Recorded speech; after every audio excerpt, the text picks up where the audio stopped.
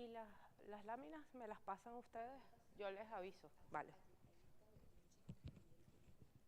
Buenísimo. Vale, bueno, hola, buenos días. ¿Qué tal? ¿Cómo están? Mi nombre es Priscila Guía. ¿Podemos pasar la otra lámina para...?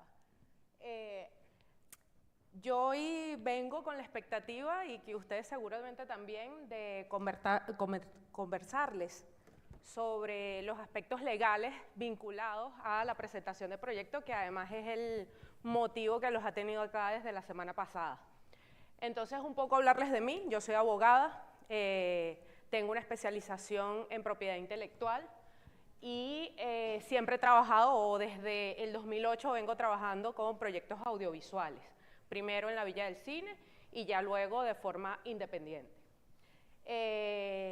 En algunas películas ya he participado tanto como asesora legal, pero también como productora ejecutiva, también como coordinadora de producción, haciendo trabajos igual administrativos dentro del proyecto. Y esta semana estoy dando inicio a un máster en producción ejecutiva de contenidos audiovisuales para justamente ahondar en ese tema que es importante, pues, para el impulso de los proyectos. Entonces, para iniciar, porque una de las cosas que me parece importante resaltar es el tema de la propiedad intelectual vinculado a la realización de obras audiovisuales. Entonces, lo primero es cómo entender este tema o tener un panorama general. Recuerden que hay un asunto importante, que es que todo lo que se hace es una creación y por tanto está protegido por derecho de autor. Y esa protección, que finalmente son unos derechos que se otorgan a los titulares, se mantienen, y es lo que, o sea, se mantienen en el tiempo, puede ser cedido, ahí lo vamos a ver, pero el asunto es que esto es lo que se negocia, o sea, el punto neurálgico de cuando vamos a hablar de aspectos legales de una obra audiovisual, y por tanto son los elementos que vamos a presentar a la hora de plantear un proyecto ante el SENAC.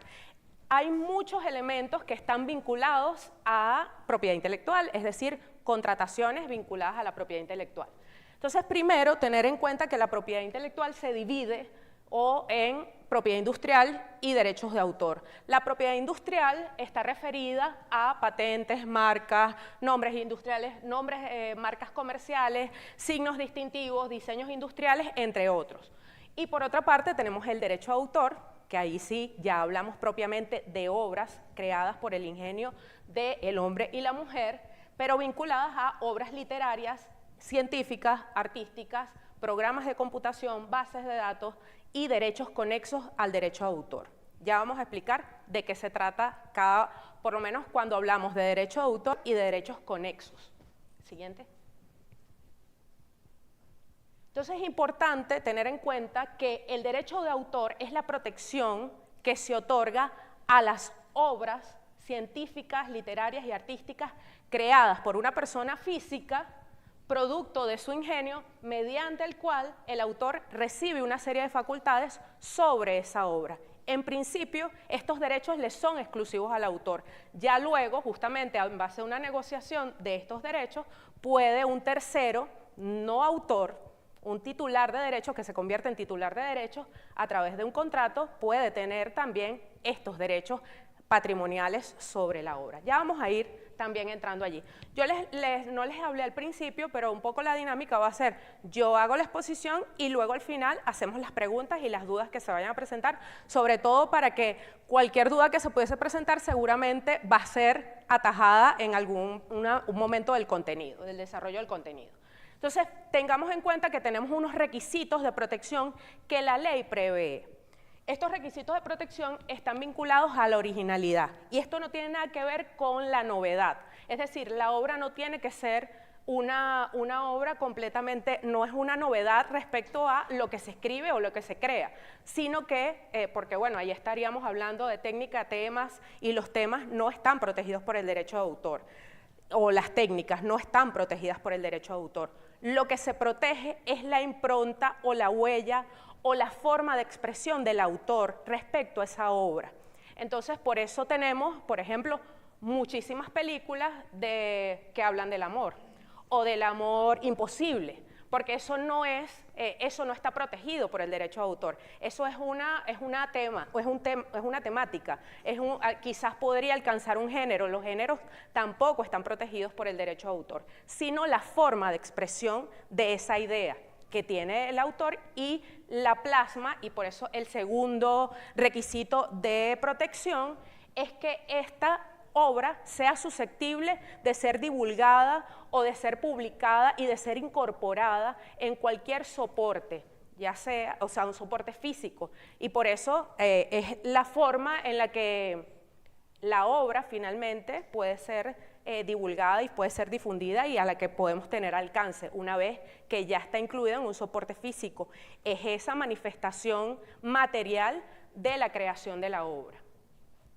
Pero por otra parte, importantísimo, y aprovechando que además hoy vamos a estar acompañados del Servicio Autónomo de Propiedad Intelectual SAPI para el registro de obras, el registro propiamente es facultativo porque es mero declarativo, es decir, es una declaración de la existencia de la obra.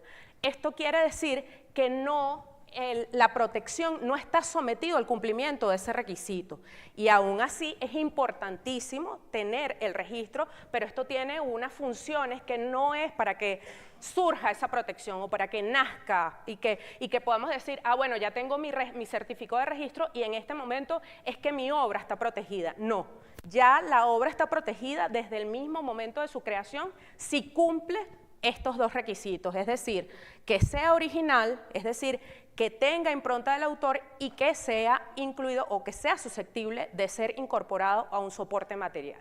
Siguiente, por favor. Otra cosa importante respecto al derecho de autor, y es un tema que a mí sobre todo yo siempre lo repito porque el derecho de autor tiene unas características y la protección de los derechos de los autores con respecto a una obra creada es con independencia a la forma de expresión, porque la obra puede estar creada con signos, palabras, sonidos, imágenes.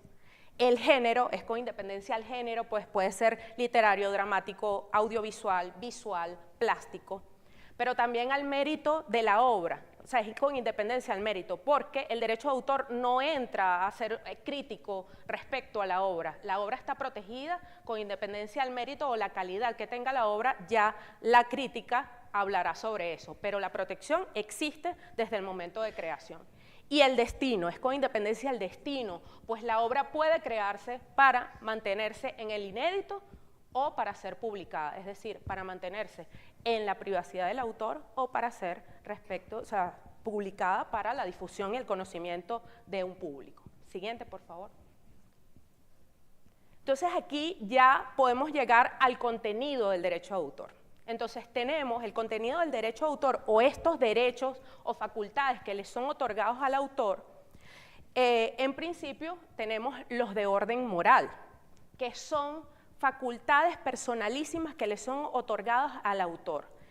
Estos derechos son imprescriptibles, intransferibles, inembargables, es decir, no pueden ser cedidos, no pueden ser embargados por una orden judicial, no pueden ser negociados mediante contrato. Indistintamente que en el contrato se incluya una renuncia a uno de estos derechos morales, de orden moral, pues esto queda anulado porque la ley prohíbe y lo dice de esa forma, nuestra ley sobre derecho de autor, que es de 1993, pero que por supuesto seguramente tiene cosas que mejorar, pero la ley sigue manteniéndose bastante actualizada en cuanto al contenido de los derechos de autor, porque indistintamente que surjan nuevos usos de las obras, los derechos están ya previstos dentro de la ley. Entonces estos derechos morales que, insisto, están muy vinculados con la personalidad del autor, pues protegen al autor y autora de usos abusivos respecto a su obra. Entonces vamos a ver el contenido o cuáles son los derechos morales que de acuerdo a la ley tiene el autor al momento de la creación cuando hablamos de derechos morales. ¿Sí? Entonces tenemos por una parte el derecho de divulgación, que es este derecho en donde el autor decide si publica su obra o la mantiene en el inédito. Esto es el primer derecho que tiene porque justamente la posibilidad de dar a conocer la obra la tiene en principio ese autor. Entonces no puede ser publicada la obra por un tercero distinto al autor o que alguien más tenga acceso a la obra y la lleve, no sé, acceso a un manuscrito que quizás el autor en algún momento determine que va a ser editado y publicado, pero hasta el momento que él no lo decida, no puede ser un tercero, porque ya sabemos que este es un derecho intransferible, es decir, no lo puede tener absolutamente nadie más, en principio, un derecho exclusivo del autor. Acá tenemos ese derecho de divulgación, decidir o no la publicación. Por otro lado, tenemos la paternidad u origen de la obra. Este es el derecho donde el nombre del autor siempre tiene que estar vinculado a la obra. Es decir, y lo puedo ilustrar cuando vamos a un museo y tenemos un cuadro pictórico, una obra pictórica, y al lado tenemos la leyenda y la historia de quién es el autor, el título de la obra, año de creación y la técnica utilizada. Eso es manteniendo y honrando este derecho moral que tiene que ver con el origen de la obra o también llamado paternidad de la obra. Este derecho de paternidad es, además en el tiempo se mantiene, es decir, nosotros, porque hay un momento que ya los derechos de autor, el plazo de protección vence, termina. En Venezuela son 60 años contados a partir del año siguiente a la muerte del autor. Es decir, muere el autor y al año siguiente, el 1 de enero del año siguiente del fallecimiento del autor, transcurridos esos 60 años, entra en el dominio público la obra. En el caso del derecho de paternidad, de este derecho moral, no es prescriptible, o sea, es imprescriptible, no va a vencer en el tiempo, se mantiene vigente y por eso hoy, por ejemplo, con obras, por ejemplo, de Beethoven, sigue apareciendo el nombre de Beethoven a pesar de que esa obra, la composición musical de Beethoven ya se encuentra en el dominio público. Otro derecho que tenemos es el derecho de integridad, es decir, la obra se tiene que mantener tal cual como fue concebida por su autor. Esto no puede variar y no puede ser modificado previa autorización del autor. Sin la autorización del autor no puede ser, porque ahí estaríamos hablando de mutilación de la obra, una deformación de la obra. Es decir, la obra tiene que mantenerse tal cual como fue concebida el autor y el autor tiene el derecho, sí, de autorizar cualquier modificación que quiera hacerse. Y por último, tenemos el derecho de arrepentimiento, que esto es un derecho que sí prescribe luego de cumplido ese plazo de protección que les hablé antes. Este derecho de arrepentimiento es la facultad que tiene el autor de decidir, por ejemplo, luego de haber firmado una cesión de derechos respecto a su obra, puede arrepentirse de esto, pero por las razones pueden ser múltiples, pero tienen que ver con el honor o con la honra del autor. Y esto está vinculado, por ejemplo, que haya decidido hacer un contrato con un tercero en el que, no sé, una publicación de su obra literaria, es decir, la edición, y luego esa casa editorial esté vinculada a temas políticos con las que él no está de acuerdo. Entonces, ahí hay un tema que rompe con el honor y la ética de este autor y tiene la posibilidad de invocar este derecho de arrepentimiento. Este derecho de arrepentimiento existe, pero hay que tener en cuenta que está condicionado a una indemnización. Pues el autor, aunque tiene esta facultad, pues ya había firmado un contrato, puede revocarlo ciertamente, pero está sujeto a una indemnización de daños y perjuicios respecto a ese tercero con el que firmó el contrato. Siguiente. Ahora bien, por otro lado, tenemos los derechos patrimoniales, que ya aquí sí hablamos de derechos económicos.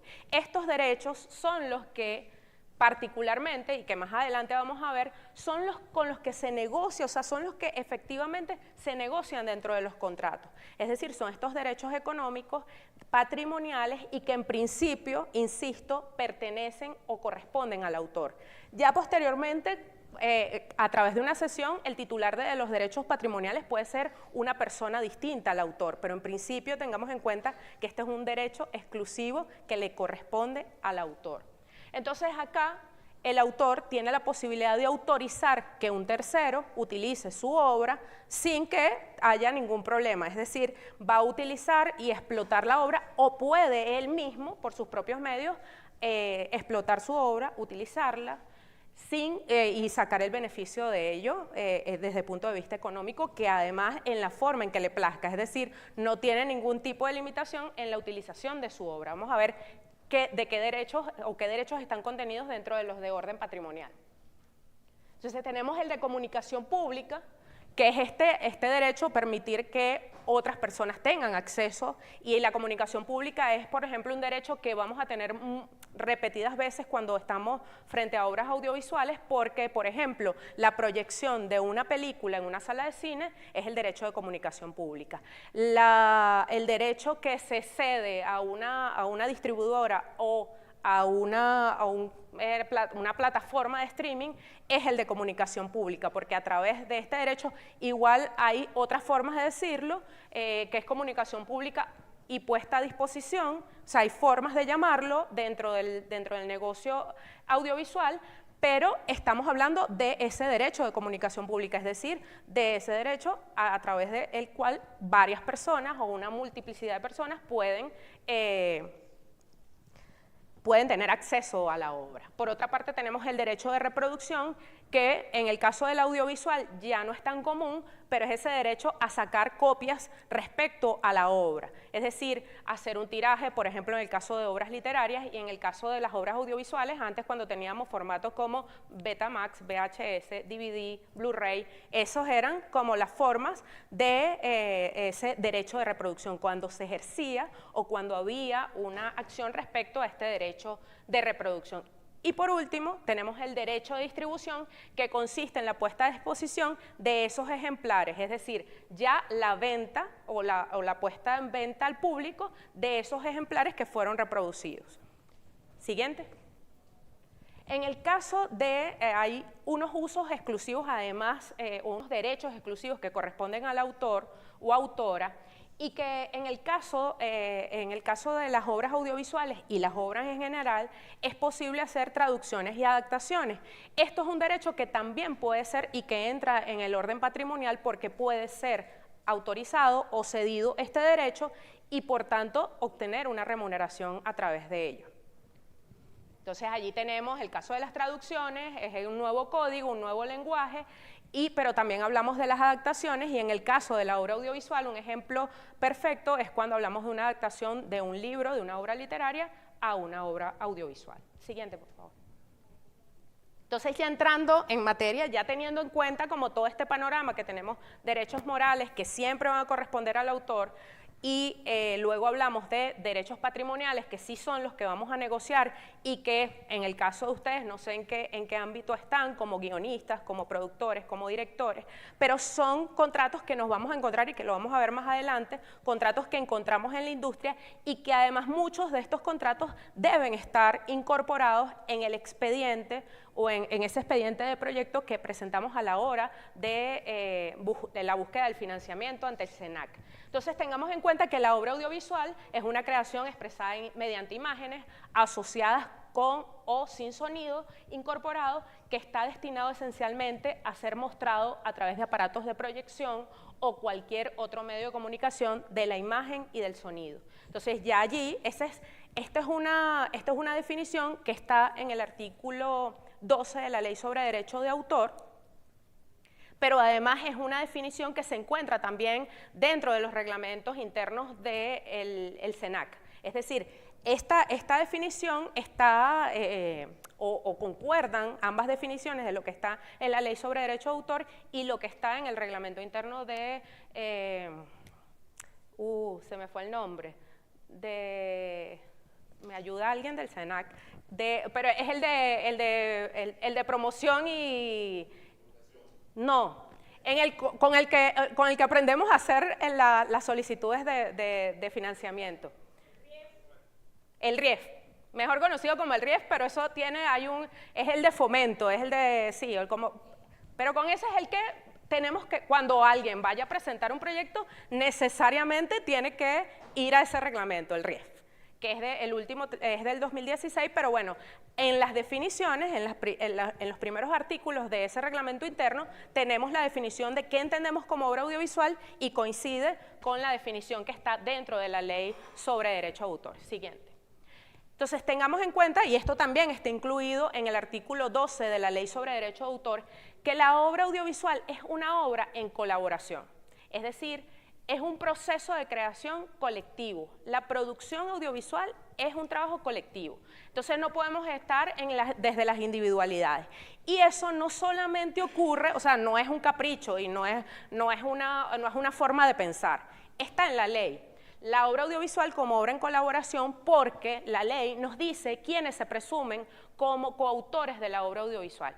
Y entonces en principio tenemos al director, el autor del guión o de la adaptación de la obra literaria en la que se está basando este guión literario, el autor del guión y el autor de la música especialmente compuesta para la obra audiovisual.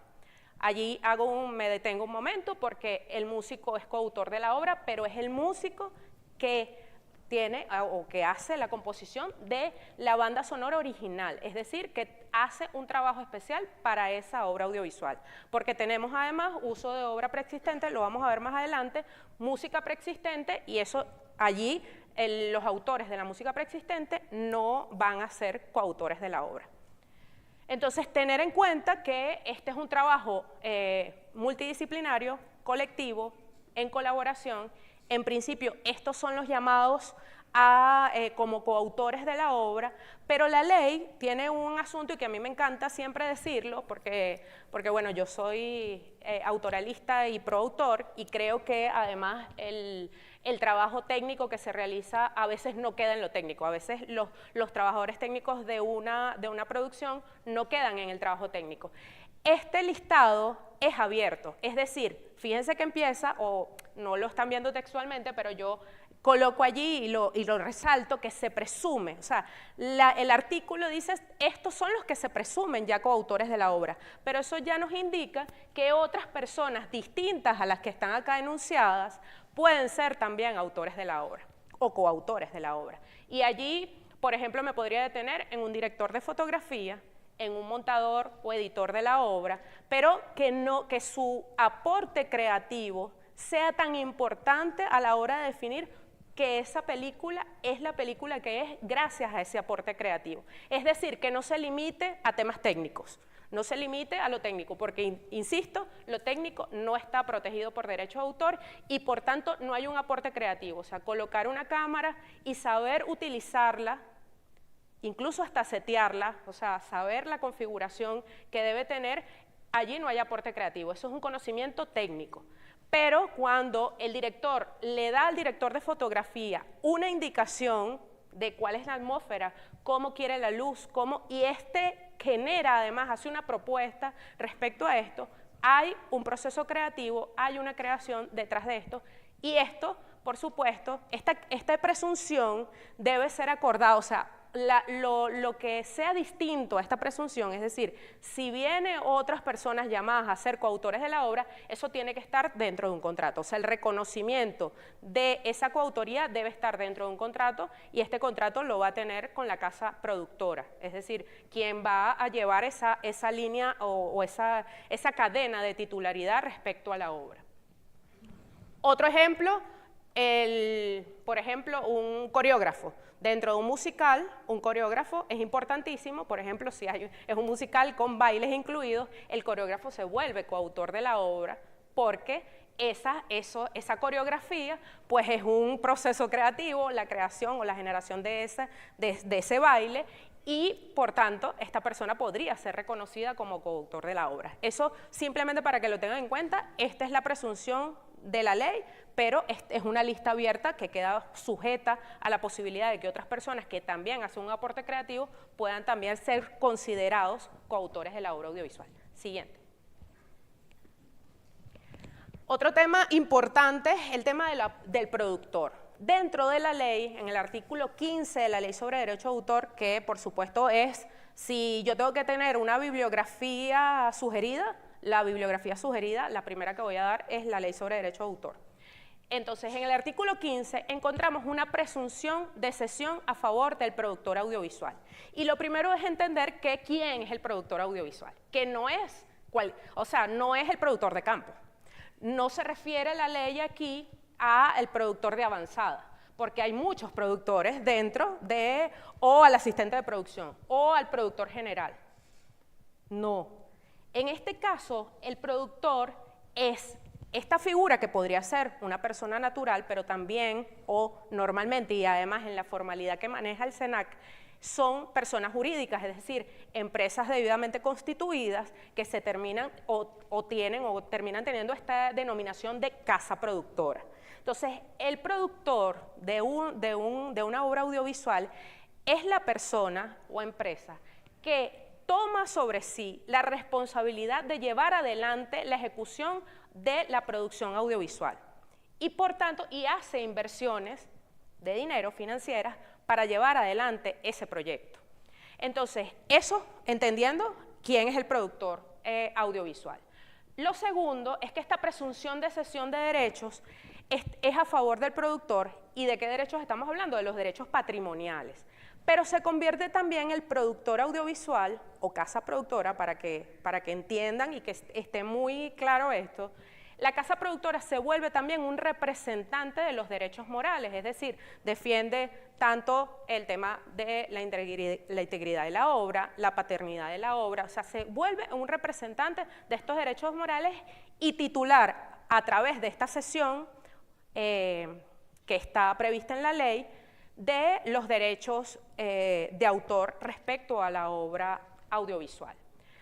Yo tengo diferencias con esto porque yo creo que la presunción debería ser en contrario, porque se presume, el artículo 15 señala, se presume que la obra, los derechos patrimoniales sobre la obra han sido cedidos por toda la duración de los derechos, es decir, por ese plazo de protección que es toda la vida del autor más los 60 años, en favor del autor, y que cualquier acuerdo en contrario debe ser, o sea, salvo pacto en contrario, es decir, esto debe estar escrito si el autor se queda con algún derecho y solo cede algunos, o lo que estamos promoviendo es que haya un derecho de participación, a pesar de que esté la presunción de derechos, de cesión, la presunción de cesión de derechos, pues igual el autor tenga la posibilidad de recibir algún tipo de remuneración a la hora de la explotación de la obra. Y esto está vinculado a una máxima del derecho de autor, que es que el autor siga la suerte de su obra.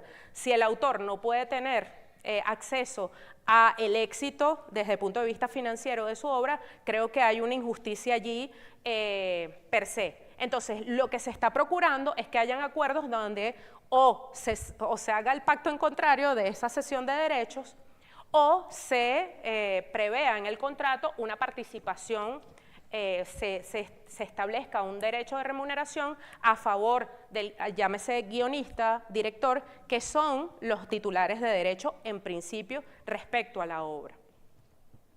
Otra cosa importante es que esto también, yo hablo de, así como digo una cosa, digo la otra, esto también tiene una razón de ser, y como lo dije antes, el productor audiovisual se convierte en un representante de la obra. Y esto facilita ese proceso a la hora de explotar o hacer utilización de la obra. Es decir, de poner a disposición del público, ejercer ese derecho de comunicación pública, porque ese derecho de comunicación pública requiere firmas de contratos, es decir, con las salas comerciales de cine, ese contrato de distribución, con, llámese, por ejemplo, Mundo de Película o Blancica, que son los distribuidores que funcionan acá en Venezuela, y también está Gran Cine, y había un cuarto, pero creo que ya no está operando en el país. El productor es el que firma estos contratos. Imagínense que la razón de esto es que haya una cesión de derechos, porque imagínense lo dificultoso que teniendo tantos coautores en la obra audiovisual, que a veces hay un solo director, pero a veces son dos, a veces es un solo guionista, pero a veces son dos, entonces ya ahí podemos estar hablando de 4 personas que tienen que ser llamadas a una firma de un contrato de distribución, de cesión, de licenciamiento respecto a la obra audiovisual. Entonces por eso esta representación por parte del productor audiovisual es importantísima y facilita ese proceso de explotación de la obra, de utilización de la obra, es decir, el ejercicio de estos derechos patrimoniales. Pero una cosa importantísima es que el productor no es autor. El productor, por esta cesión de derechos o esta presunción de cesión de derechos autorales o patrimoniales, para dejarlo claro, no se convierte en autor, al menos no en el rol propiamente dicho como productor, porque el productor, como pasa, creo que no solo en Venezuela, sino en Latinoamérica, el cineasta latinoamericano no solo es productor, sino que también es el director de su película y también es el guionista, y allí confluyen estos roles. Pero hay que tener en cuenta que el productor en su rol de guionista, obviamente sí es autor, pero el productor en su rol propiamente dicho no es autor. Puede convertirse en titular de derechos, pero no se convierte en autor. Importantísimo esto porque hay algo que ocurre repetidamente y está pasando mucho en industrias de otros países, no tanto acá en Venezuela, pero que terminan los productores o llamados showrunners, que son estas cabezas de equipos de guionistas, que se terminan y que terminan siendo productores, o sea, realmente en ese rol que desempeñan son productores y terminan colocándose créditos de guionistas y por tanto para justamente entrar en lo importante que es ser autor, porque allí eres titular de derechos, o sea, te corresponde de derechos exclusivos de entrada y que ya luego podrían ser cedidos a terceros, pero hay productores que, bueno, que quieren de alguna forma meterse en esos créditos y no en los créditos de maquillaje, sino en los créditos autorales. Eso es importante tenerlo en cuenta para que, bueno, no sé si cuántos productores hay aquí, pero no sean esos productores, no sean esa clase de productores. Respeten los derechos a quienes corresponden, porque además es una dignificación del oficio creativo del autor, del guionista, del director. Importante. Siguiente. Sí, yo aquí me pongo regañona porque es un tema de pasión. Y aquí llegamos al Servicio Autónomo de Propiedad Intelectual que nos visita hoy, perdón. Y que es importante que tengan ustedes en cuenta que pueden pedir la información y aprovecharse de la presencia del servicio a través de la Dirección Nacional de Derecho de Autor. Entonces, por eso ahí está la DNDA, es la Dirección Nacional de Derecho de Autor. Es una dirección creada por la ley y justamente es la que ejerce estas facultades y atribuciones relativas a temas de derecho de autor. Y dentro de la Dirección Nacional de Derecho de Autor funciona el registro de propiedad intelectual. Este registro de propiedad intelectual finalmente es unas competencias muy parecidas a las del SAREN a través de registros y notarías. Pero esta atribución o competencia registral muy específica y muy particular le fue dada a la Dirección Nacional de Derecho de Autor para dar fe pública de la existencia de obras y que además, o sea, da una fecha cierta de creación, aunque el autor podría decidir hacer el registro de su obra pasado 10 años desde su creación, pero en el momento que decide, mira, yo necesito este certificado de registro, pues da una fecha cierta de creación y además indica quiénes son los autores o coautores de esa obra. Y ahí estamos hablando de obra en general, obra porque el registro a través de la Dirección Nacional de Derecho de Autor es por tantas obras existen, es decir, hablamos de obras arquitectónicas a través de planos, obras musicales a través de partituras o la música ya grabada y se llevan los formatos en los que ya esté plasmado la obra, hablamos de obras audiovisuales y cuando hablamos del guión a través del registro de obras literarias. Entonces cada uno de estos pueden ser registrados a través de este registro de propiedad intelectual que lleva la Dirección Nacional de Derecho de Autor. Para que estén un poco preparados en esto, ahora mismo hay un acuerdo a través del Ministerio de Cultura y el Ministerio de Comercio, y a través de SAPI y la Gran Misión Viva Venezuela, y hay una exoneración de las tasas de pago del registro. Entonces, por eso es importante que tengan la información completa para que puedan participar de esta exoneración y hagan el registro de sus obras sin pago, pero además tengan el certificado. Y ahí vuelvo con lo que había dicho al principio, de que esto no es un requisito de protección, el registro, pero el registro tiene dos funciones para mí importantes. Seguramente tiene más, seguramente tiene muchas más, pero yo les traigo dos el día de hoy. El certificado de registro como prueba, y como les dije, tú tienes el certificado de registro que mucha gente compara con el acta de nacimiento de la obra. Yo no la comparo allí porque siento que ya el derecho está, o sea, no es constitutivo del derecho, ya el derecho existe, el derecho de autor existe, insisto, con la sola creación de la obra. Ya existe la protección a través de esta figura o este paraguas que es el derecho de autor. Pero tener el certificado de registro de la obra permite que ante conflictos con terceros presentar esto como prueba. Es decir, ante un tribunal, esto es una prueba valiosísima a la hora de defender los derechos. En un caso, por ejemplo, de que estamos en presencia de un plagio, pues esto es una prueba fundamental a la hora de decir, esta obra es mía, aquí está la fecha de creación, una fecha cierta, igual hay otros elementos probatorios que podemos utilizar, correos, pero la fe pública tiene un valor y por eso sí se promueve el registro de derecho de autor, o sea, el certificado de registro. No entendiéndolo como cuando nace el derecho, pero sí entendiéndolo como una prueba que te va a dar la posibilidad de decir, esta obra es mía, esta obra solo la puedo utilizar yo, no he cedido los derechos de mi obra y aquí está, este papel, escudo, un papel, escudo, como prueba. Y por otra parte, la otra función importantísima y que a ustedes les interesa mucho es el certificado de registro como requisito, porque dentro del reglamento interno del RIEF, que es del SENAC, está dentro de los requisitos para presentación en cualquiera de la presentación de modalidades, o sea, en cualquiera de las modalidades de proyectos, aquí podemos hablar desarrollo de guión, desarrollo de proyecto, en el caso de proyectos de realización, o sea, de producción, ficción documental, y aparece el registro SAPI. Y así, no un certificado de derecho de autor o un certificado que diga la titularidad, dice registro SAPI. Yo sé que el SENAC un poco ha flexibilizado eso por los inconvenientes que habían con respecto al registro, pero ya eso es algo que no está ocurriendo.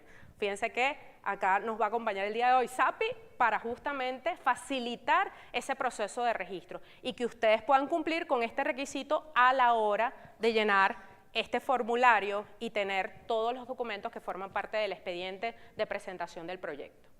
Vale, pasamos a esto.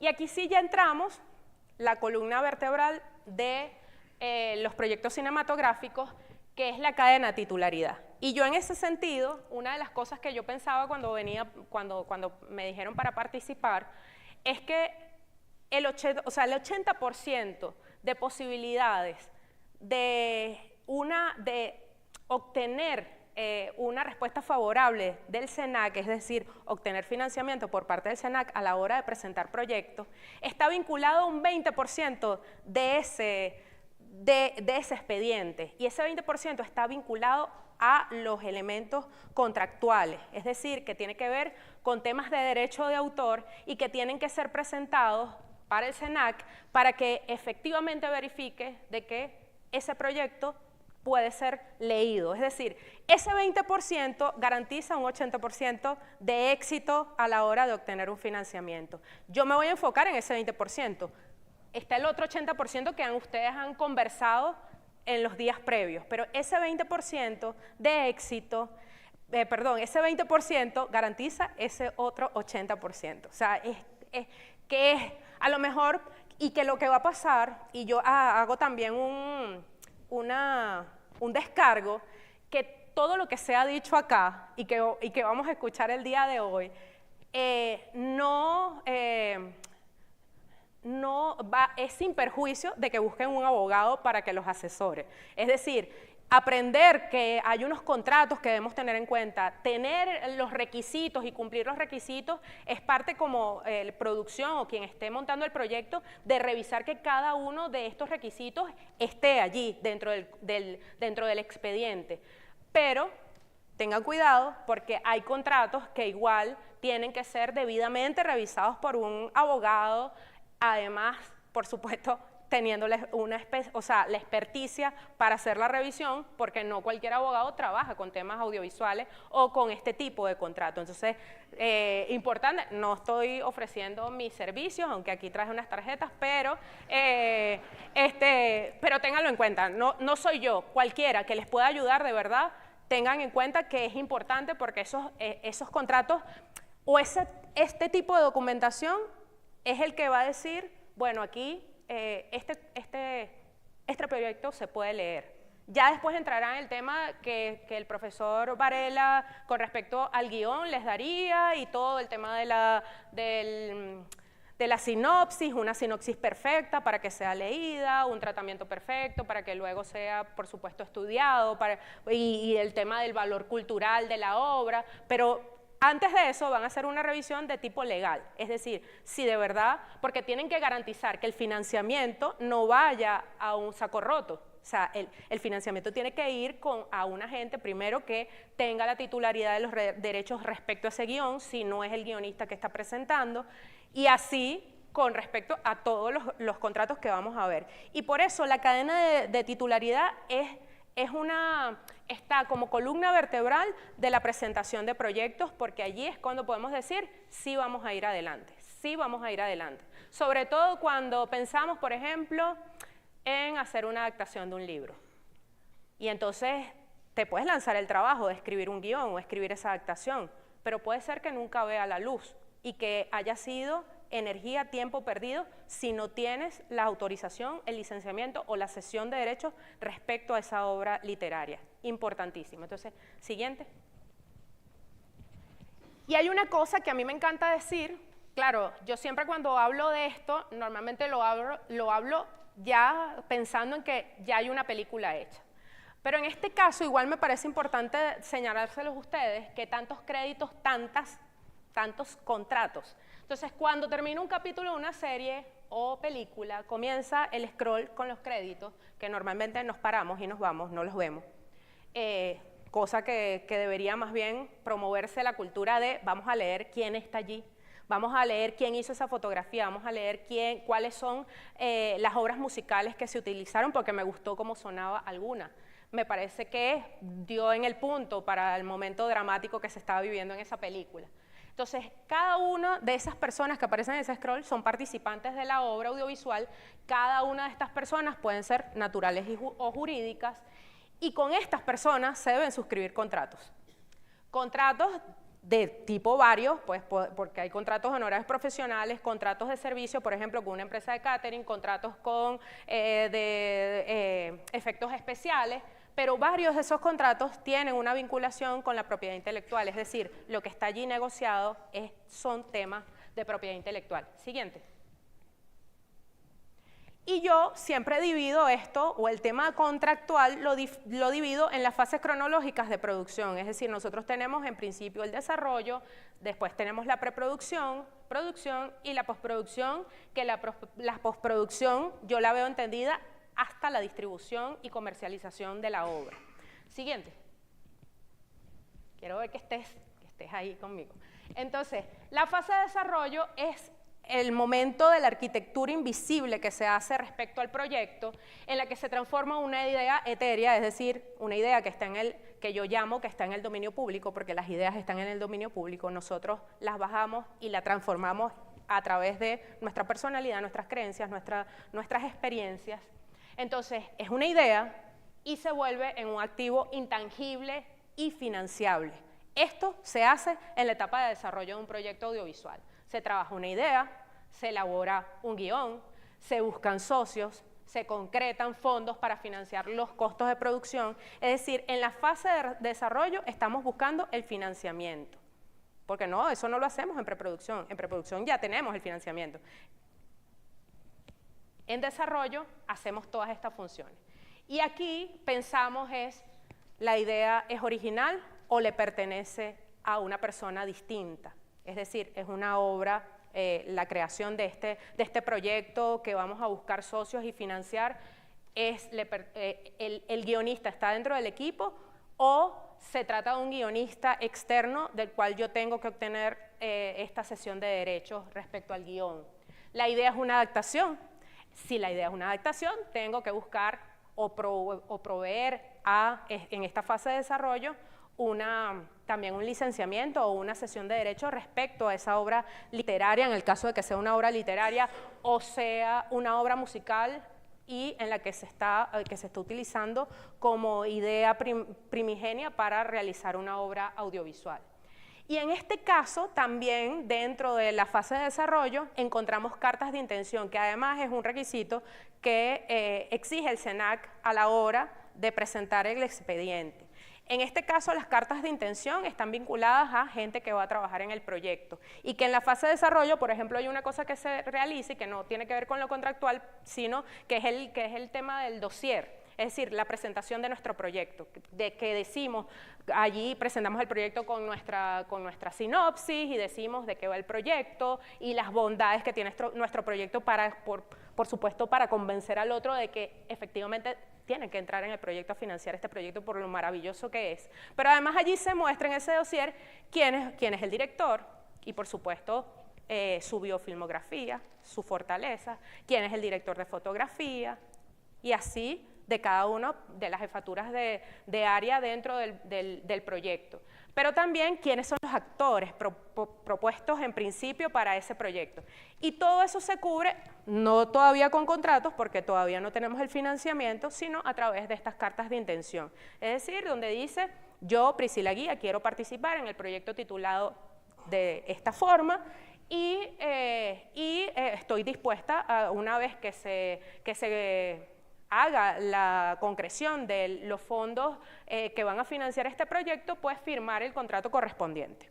Eso es lo que está previsto en una carta de intención y no estamos hablando de un contrato, eso podría ser, además eso podría cambiar. Tú le puedes pedir a un amigo, fírmame esta carta de intención que vas a participar en el proyecto y yo lo presento al SENAC y al año, cuando me dan el financiamiento o a los meses, eso podría cambiar, porque este compañero podría tener otro proyecto y entonces yo tendría que buscar otra persona, pero tiene un valor a la hora de decir, presentarlo al SENAC, el SENAC va a tener la certeza de que hay una posible participación y hay un compromiso por parte de un equipo a participar en el proyecto. Siguiente.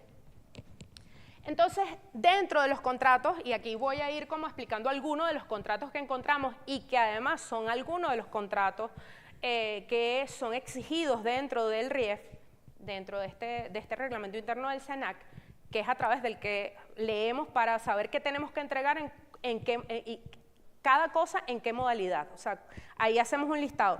Ahí hay un listado, pero yo siempre propongo, y es la forma en que yo lo he hecho, hacer un checklist, una hoja donde yo vea cada uno de los elementos que tengo que presentar en el proyecto y cómo los voy cumpliendo. Y muchos de estos contratos están dentro de esos requisitos de presentación. Entonces, uno de los contratos que encontramos es el contrato de adquisición de derechos. Estos contratos, voy a repetirles, los vamos a desarrollar en la etapa de desarrollo, o sea, los vamos a tener en la etapa de desarrollo. El de opción a adquisición de derechos es un contrato donde todavía no hay cesión, es una opción, donde el guionista puede con esa casa productora acordar de que sí está de acuerdo de que su guión vaya a ser utilizado para la realización de este proyecto, pero y esto está dado para esa búsqueda de financiamiento, es decir, este sí es un contrato porque no puede ser una carta de intención, no, porque si no es como, bueno, pues esa carta de intención pudo haberla hecho y a lo mejor no está de acuerdo y no tiene, en el entendido que la carta de intención no es un contrato, sino es un documento como una autorización. Entonces, en el caso, y que no está notariado, que no tiene, o sea, cuando la presentamos al SENAC no tiene, más allá de la fe, de la buena fe que presuma el SENAC, que esto es cierto y que no montaron una carta y firmó otro diciendo que va a participar, no sé, cualquier director de fotografía laureado. En el caso del contrato de adquisición de derechos, sí es un contrato firmado por ambas partes, casa productora, guionista, donde dice, yo te voy a dar la posibilidad de que tú busques financiamiento diciéndole a ese posible financista que yo estoy dispuesto a participar.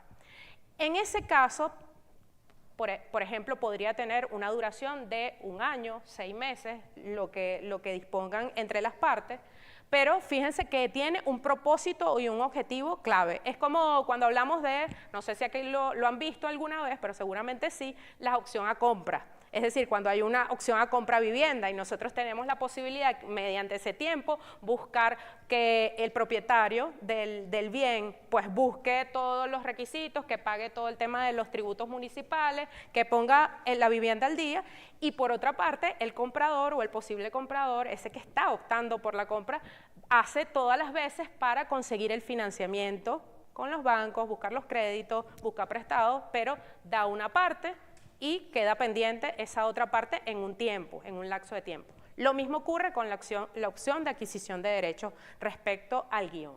Entonces, este contrato, las partes de este contrato sería ese guionista o titular de derechos sobre el guión y la casa productora. Otro contrato que vemos es el contrato de cesión de derechos de adaptación en el caso de que se esté haciendo una adaptación de una obra preexistente. Llámese como se llame. Yo siempre hablo de obras literarias porque es lo que comúnmente ocurre. Novelas, libros que son adaptados a cine y este es un contrato importantísimo porque, como les dije antes, no tiene ningún sentido de que hagas el trabajo, ejecutes el trabajo de escritura de un guión, que son horas hombres, muchas horas hombres y de mujer, muchas allí sentados escribiendo, investigando, un trabajo arduo, para que luego no haya la posibilidad de que eso pueda ser financiable. No es financiable si no tienes los derechos respecto a esa obra preexistente. Y por último tenemos el contrato de cesión de derechos sobre el guión, que ya habiendo pasado o no necesitando ese contrato de opción, adquisición, ya, y es el que donde tenemos la cesión de los derechos patrimoniales respecto a, puede ser para la ejecución de transformar esa obra literaria, que es el guión cinematográfico, en la obra audiovisual. Esos son estos 3 contratos importantes que tienen que ver con la adquisición de derechos. Sigamos. Otro contrato, que es el contrato que también vemos en la etapa de desarrollo, es el contrato de preventa, distribución, o sea, todo lo que tiene que ver con el financiamiento de nuestro proyecto. Entonces, una forma de financiar el proyecto es que tú tengas un contacto con una distribuidora y puedas hagas una preventa de los territorios, es decir, tú tienes acceso a este distribuidor y le presentas este proyecto, seguramente porque ya han trabajado juntos, y le dices, mira, tengo este gran proyecto donde van a participar este equipo técnico, o sea, este director, y además este talento que tengo acá, ¿qué te parece si entras a participar? Y allí puede haber un dinero, es una preventa de la explotación o comercialización de la obra en papel. Estamos hablando de un proyecto en papel que el distribuidor está dispuesto a entrar, pero para el momento de la comercialización. Es la preventa de un territorio, porque nosotros podemos comercializar a la hora de distribuir, por ejemplo, territorio europeo o territorio español e italiano, o territorio suramericano o solo territorio Brasil, por ejemplo. Eso son, o sea, la posibilidad a la hora de acordar estos contratos de distribución son múltiples y, por supuesto, eso va a ir en correspondencia con la remuneración que obtengas o ese financiamiento que obtengas a través de este territorio, ¿no? Por otra parte, tenemos el contrato de ayudas o subvenciones institucionales públicas nacionales, internacionales. Allí entra el SENAC, el programa Ibermedia, pero también tenemos fondos de festivales, fondos concursables, y a través de todos estos podemos acceder al financiamiento de nuestro proyecto. Y creo que luego va a estar, sí va a estar María Alejandra Sierra, que es la consultora jurídica del SENAC, hablando cómo tenemos acceso a este contrato y cómo es este contrato y cómo llegamos a ese contrato, que es a través de estos requisitos, el cumplimiento de estos requisitos y presentación del expediente ante el SENAC. Y también otra forma que está funcionando para el financiamiento de nuestros proyectos es los contratos de patrocinio a través de marcas comerciales reconocidas y que tienen algún interés a través de participar en el proyecto, a veces con acuerdos de publicidad, con emplazamiento publicitario, donde vemos allí la marca dentro del proyecto audiovisual. Y es una forma de obtener el financiamiento. Durante la preproducción, pues ya se contrata un director, se piensa en la banda sonora posible, realizamos los contratos con los actores, se hacen las contrataciones del equipo técnico y bueno, también se pueden realizar la localización, se deben localizar los espacios para el rodaje. Entre otras actividades logísticas, porque también hacemos contratación de quien nos va a brindar el alimento, el tema del transporte durante el rodaje. Esos son temas que se terminan de ajustar y de pactar en la etapa de preproducción. Entonces, en este momento encontramos estos contratos con el talento humano y tiene que ver, bueno, lo primero, los contratos con los actores y actrices, que al principio les hablé de los derechos conexos, pues dentro de las personas titulares de derechos conexos al derecho de autor están los actores, que son intérpretes audiovisuales, actores y actrices, pero también tenemos al productor de fonograma en el mundo musical, en la industria musical, y tenemos a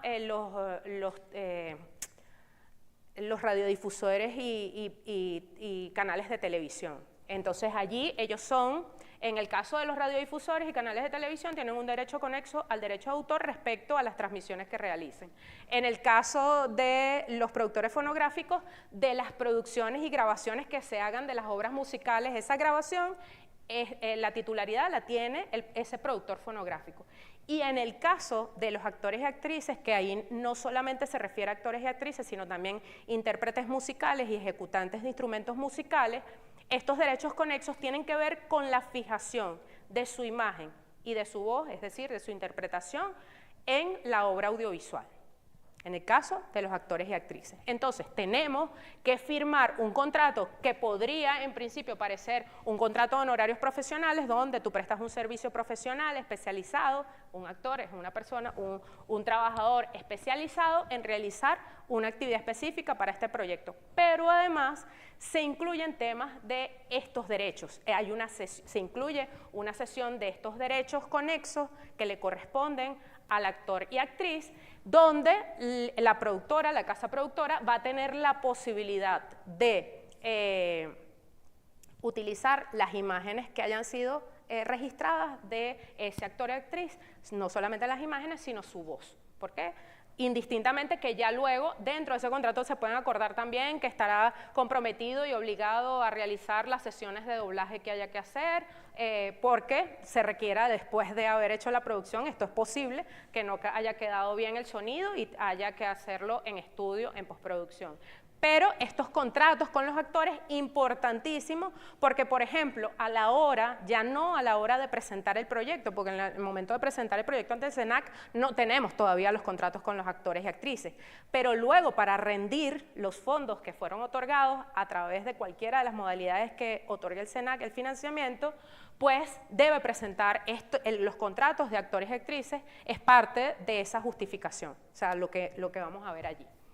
Y, por supuesto, yo señalo el tema del derecho de remuneración de los actores y actrices. Nosotros tenemos la Ley de Protección Social al Trabajador y Trabajadora Cultural, que está vigente desde el 2014 y que tiene reglamento desde el 2019, donde aparece, y aquí yo lo dejo, yo lo menciono porque no sé a quién pueda estar escuchando y a lo mejor le interesa este tema, el derecho de remuneración a los intérpretes audiovisuales, es decir, que no solamente, porque lo que ocurre normalmente, y de acuerdo a la ley, es que hay una cesión de derechos y ya el actor o actriz recibe la remuneración que se acuerda en el contrato y nada más.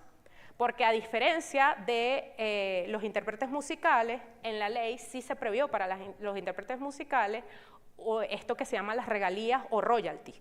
En la ley sobre derecho de autor está los royalties y regalías para los intérpretes musicales. Y en el 2014 se hizo justicia y también se extendió este derecho de remuneración también para los actores y actrices. Pero esto está sujeto a que esto tiene que ser de gestión a través de una figura llamada gestión colectiva, es decir, a través de una entidad de gestión colectiva que es de un espacio privado en la cual se agrupan actores y actrices y pueden, a través de esta figura, recaudar este derecho de remuneración. Entidades de gestión colectiva, ya como entré en ese lugar, pues les digo, en Venezuela solo existen 2 en funcionamiento, que son SACVEN y AVIMPRO. SACVEN, Sociedad de Autores y Compositores de Venezuela, AVIMPRO, Asociación Venezolana de Productores Fonográficos e Intérpretes. Entonces allí, el AVIMPRO es de derechos conexos y SACVEN de derechos de autor, propiamente dichos. De las películas no tenemos entidades de gestión colectiva, ni de autores de obras audiovisuales, tenemos gremios, está la ANAC, está CABEPROL, está BECA, estos son gremios especializados donde se reúnen guionistas, autores o productores audiovisuales. Pero entidades de gestión colectiva, solo tenemos esas 2 que acabo de mencionar, que están referidas a la industria musical venezolana. Entonces, por eso lo señalo de que más bien hay toda una movida que en la que yo participo de justamente crear estas entidades de gestión colectiva para obtener estas remuneraciones que puedan ser previstas por contrato o que estén previstas por ley, en el caso de los actores y actrices, y puedan participarse económicamente del éxito de la obra, porque ahí estamos hablando de este derecho de remuneración viene de la comercialización de la obra, es decir, la obra se vende en una plataforma llamada como se llame y allí hay, por supuesto, el productor, la casa productora recibe unos beneficios económicos respecto a esa venta de la película, pero también como hay una transmisión de esa imagen y esa voz de esa actriz o ese actor, hay un derecho de remuneración por la reutilización de esa obra en la que haya participado el actor y actriz. Entonces, aún no tenemos, pero es algo pendiente por hacer porque ya lo tenemos en la ley. O sea, ya la ley nos da esa ventaja de hacerlo. Es una cosa que seguramente aquí no hay actores y actrices, pero también se le puede decir a los actores y actrices, es una tarea pendiente y asimismo para los autores audiovisuales, es decir, directores, guionistas, que también se puede establecer ese derecho de remuneración. Aún no está en la ley. Y todo lo que tiene que ver, por último, aquí en el talento humano, el contrato con el equipo técnico, que también va a servir a la hora de hacer la rendición de gastos, porque esos contratos, tantos contratos, ahí aparece la remuneración, la contraprestación que se dio por ese servicio prestado y nos va a servir a la hora de... Estos contratos no tienen nada que ver con propiedad intelectual, no hay derechos de autor, son el equipo técnico, vamos a hablar, el asistente eléctrico, todo el equipo de producción y demás personal que labore, incluso el asesor legal del proyecto. Está dentro de los contratos del equipo.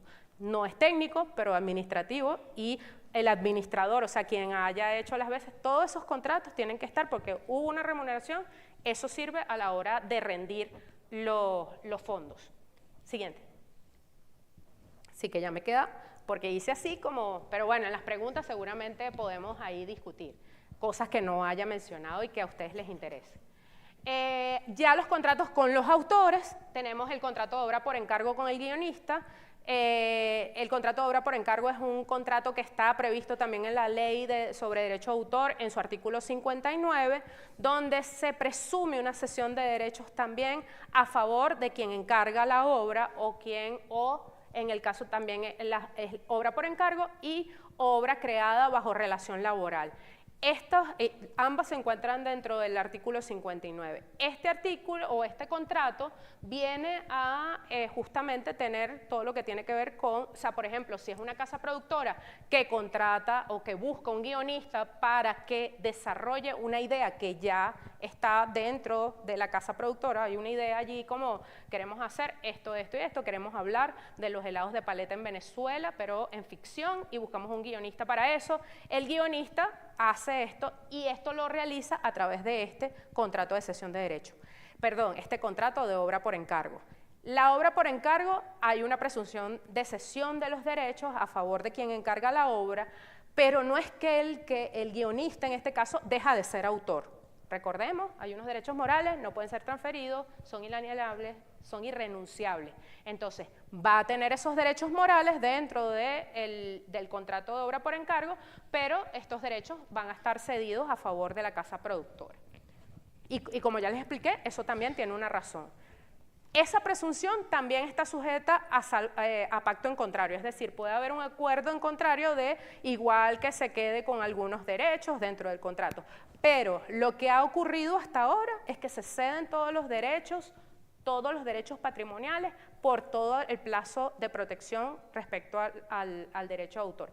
Y en este caso hay recientemente, noviembre del 2024 y abril del 2025, tenemos dos sentencias del Tribunal Supremo de Justicia de la Sala Constitucional hablando respecto a este artículo 59 de la ley, ya pensándose, aunque todavía no ha sido derogado, ya pensando de que hay algunas tendencias abusivas respecto a esta presunción de cesión en la obra por encargo, pero sobre todo en el caso de las creadas bajo relación laboral.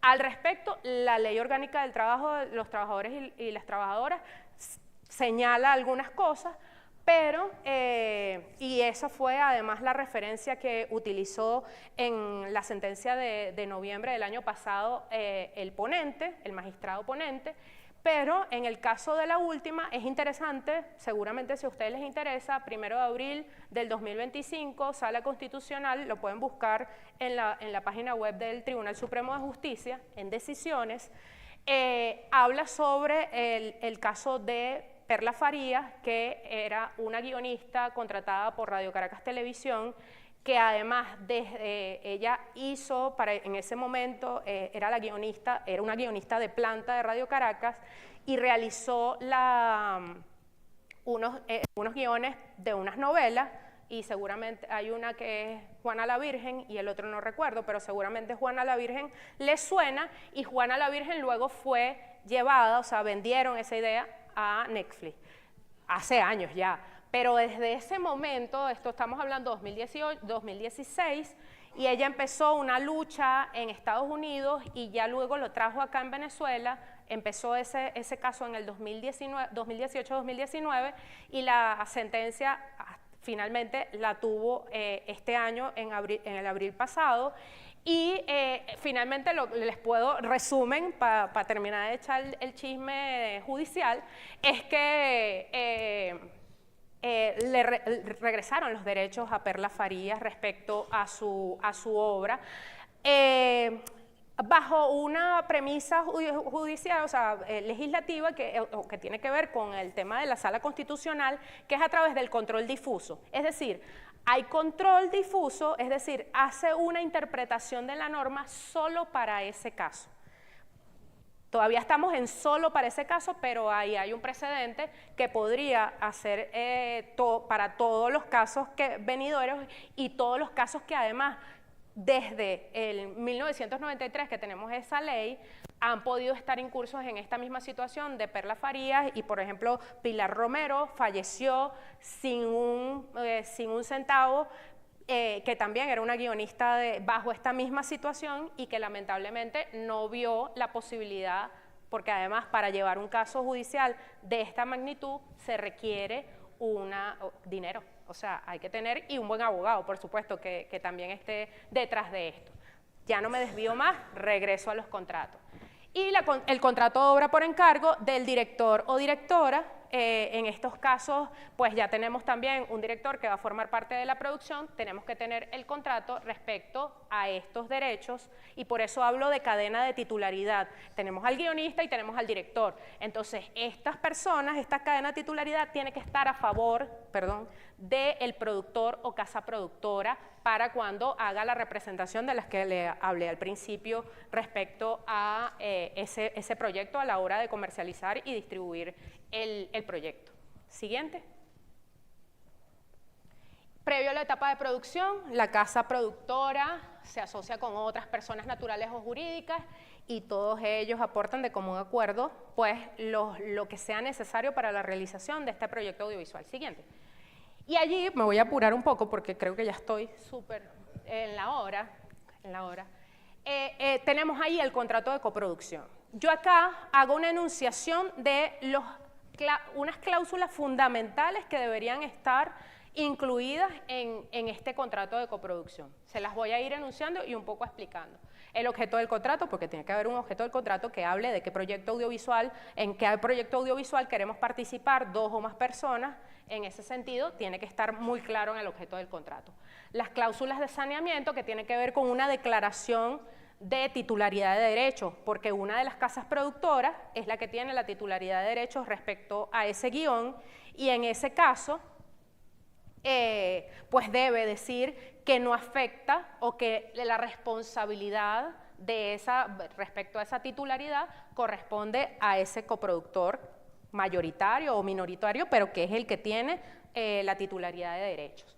Luego tenemos las especificaciones con respecto a la obra y las características técnicas que tiene que ver con el formato de filmación, la duración del proyecto, que todavía no está hecho, pero ya tenemos una duración aproximada, el formato en el que va a ser grabado, y allí, bueno, quién es el director, se puede señalar, y quién es el guionista también va señalado en esas especificaciones respecto a la obra. Luego tenemos las responsabilidades de cada coproductor, es decir, cuál va a ser la aportación de cada uno de ellos, es decir, es que va a entrar en la etapa de postproducción, es que además o va a ser un aporte económico que va a ir a unos rubros específicos dentro del presupuesto, o va a proveer el tema de los servicios de alimentación y arte, por ejemplo. Todo eso se va a señalar expresamente en el contrato de coproducción. Por otra parte tenemos el presupuesto y esos aportes, pero ya en porcentajes de participación.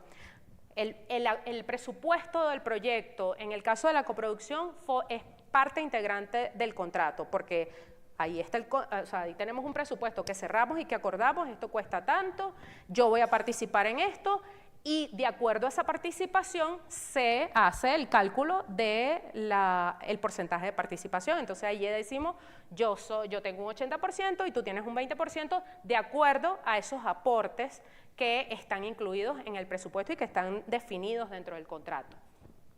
Luego tenemos condiciones que son referidas a la distribución y explotación de la obra, decisiones de, bueno, si deciden desde ese contrato de coproducción que tengan un distribuidor previsto, o sea, ya previamente señalado, o cómo va a decidirse ese distribuidor, en el caso además si alguno se queda con un territorio específico, eso todo tiene que estar señalado en el contrato de coproducción. Además, por ejemplo, decidir que vamos a primero estrenar en Latinoamérica o el estreno nacional va a ser Venezuela y ya luego vamos a Latinoamérica, o ese plan de distribución o ese plan de comercialización puede estar ya previsto o ser un acuerdo previo entre las partes. A veces no se hace así, sino que se deja una redacción de una cláusula que es bastante abierta, que será previo acuerdo entre las partes, allí cómo va a ser la distribución. Luego tenemos todo lo que tiene que ver con los créditos, cómo va a ser la aparición de estos créditos de los coproductores, que parece una cosa superficial, pero no es superficial porque a la gente le interesa quién aparece primero. Y normalmente quien aparece primero es quien tiene un porcentaje más alto de participación.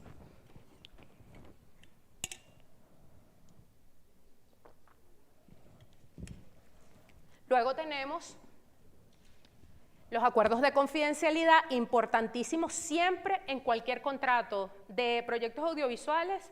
llamen a su abogado, pero siempre si buscan un modelo en la internet, en Google, busquen uno que tenga un acuerdo de confidencialidad. ¿Por qué? Porque dentro de la realización de proyectos audiovisuales y en el caso del contrato de coproducción, tenemos acceso a información privilegiada justamente por el rol que estemos desempeñando dentro del proyecto.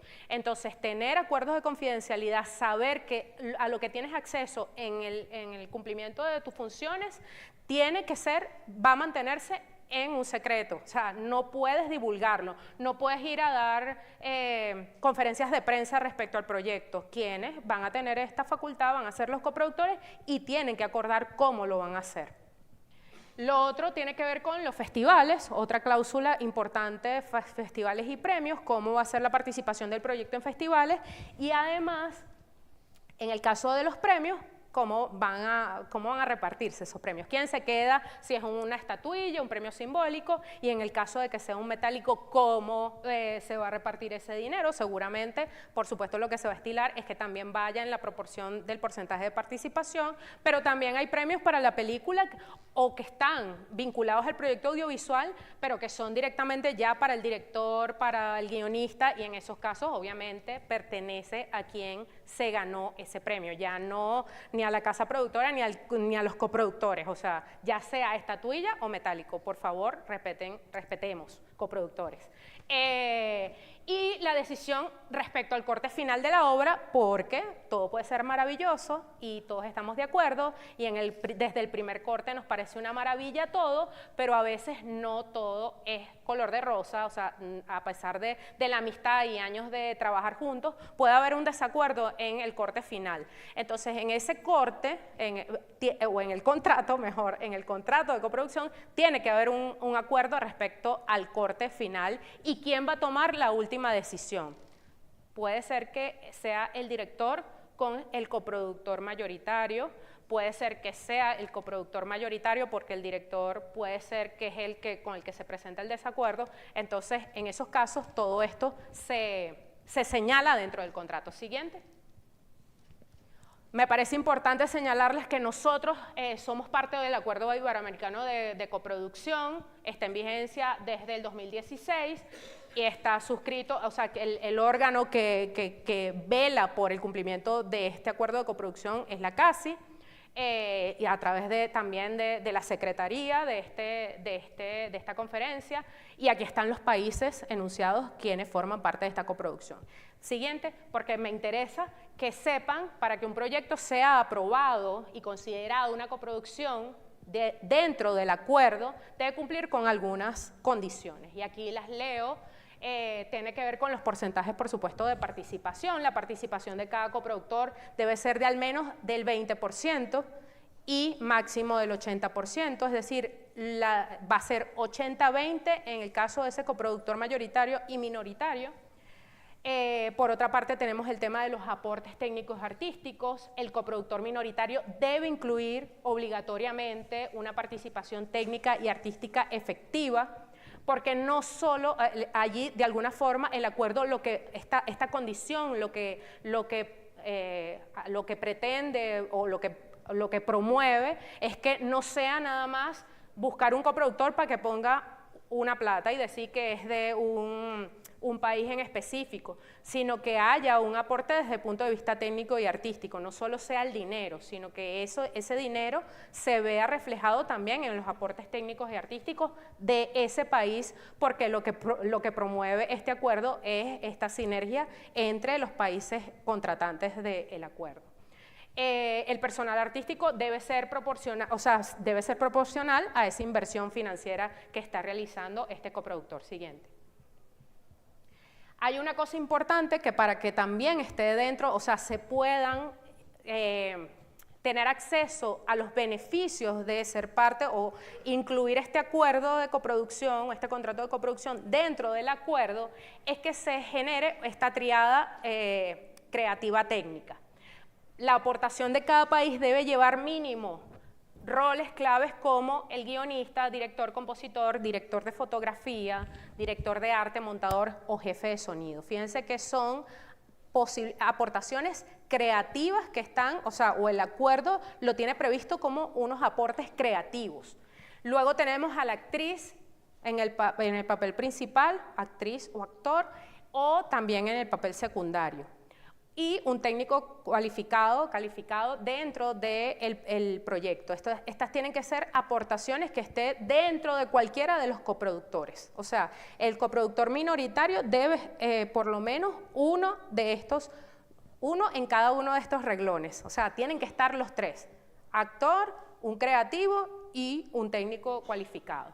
Hay una flexibilidad, el requisito de actor-actriz en el papel principal puede ser sustituido por 2 técnicos cualificados adicionales, es decir, tenemos uno y no tengo una actriz o actor, pero sí tengo 2 más. Todo esto está dentro del acuerdo de coproducción, que lo encuentran fácilmente en la web sin ningún problema. Siguiente. Se permite la participación de productores de países que no formen parte del acuerdo, pero el aporte no puede superar el 30%. Por ejemplo, o cualquier país. Fíjense que ahí aparecía Italia, es un país invitado del acuerdo, o sea, no forma parte de los estados contratantes, pero es un país invitado por también considerarse un país iberoamericano. Pero hay otros países, o sea, se puede acordar con un país distinto a los que no estaban allí en el listado de partes contratantes, pero tiene esta condición.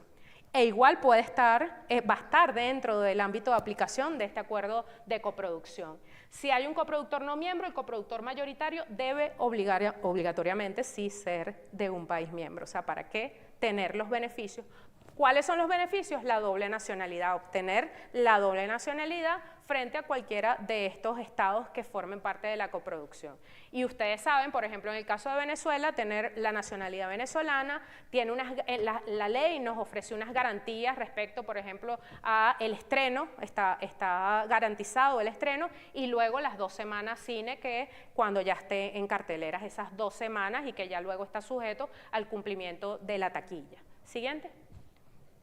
Ya en la postproducción se incluyen todas las operaciones referentes a la copia final de la película, que tienen lugar con posterioridad al rodaje y que se extienden, como yo les decía al principio, hasta la comercialización. Siguiente. Uno de los contratos que encontramos es el de licencia de sincronización. Esto tiene que ver con las obras musicales preexistentes que tienen que tener ese licenciamiento o autorización de uso, que finalmente es una licencia de sincronización para que la obra musical sea incorporada y, por supuesto, como su nombre lo indica, sincronizada con las imágenes de la obra audiovisual.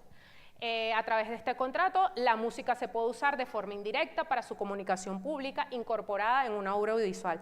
Cuando hablamos de derecho de autor, esto se refiere a una obra compuesta, porque tenemos una obra audiovisual en la que también se incorpora una obra musical sin la participación creativa del autor de esta obra preexistente musical.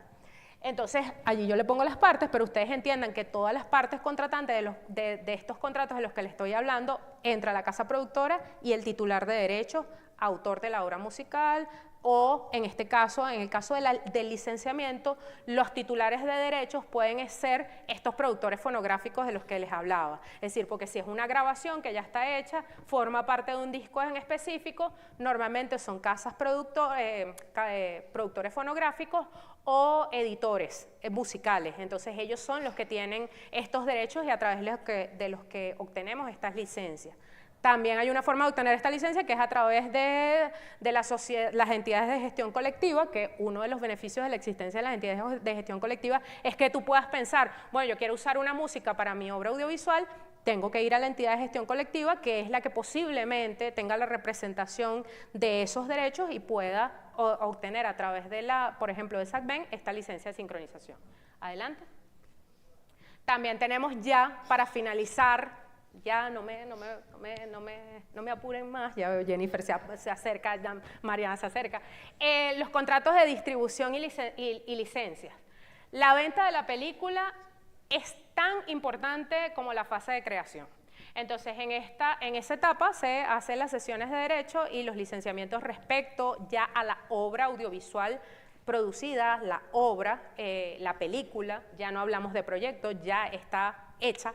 Entonces, normalmente se estila la negociación y la formalización de estos contratos de cesión o de licencia para el tema de utilización de la obra por diferentes medios, por las distintas ventanas de distribución, y allí podemos hablar de, por ejemplo, salas comerciales de cine, pero también canales, utilización como el streaming o canales de televisión, cable operadoras, allí tantos contratos de utilización como el usuario requiera. Pues los usuarios son estos o canales o plataformas o salas comerciales de cine, que son las ventanas de distribución de nuestro proyecto o de nuestra obra audiovisual.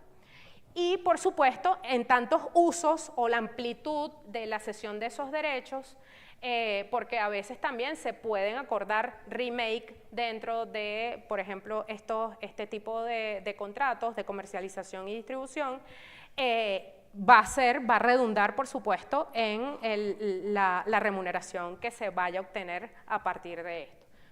Siguiente. Yo creo que ya terminé. Muchas gracias.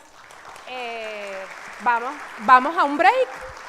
Vamos a un break y luego del break, para que piensen bien las preguntas, vamos con la ronda de preguntas y trataré de responderlas dignamente.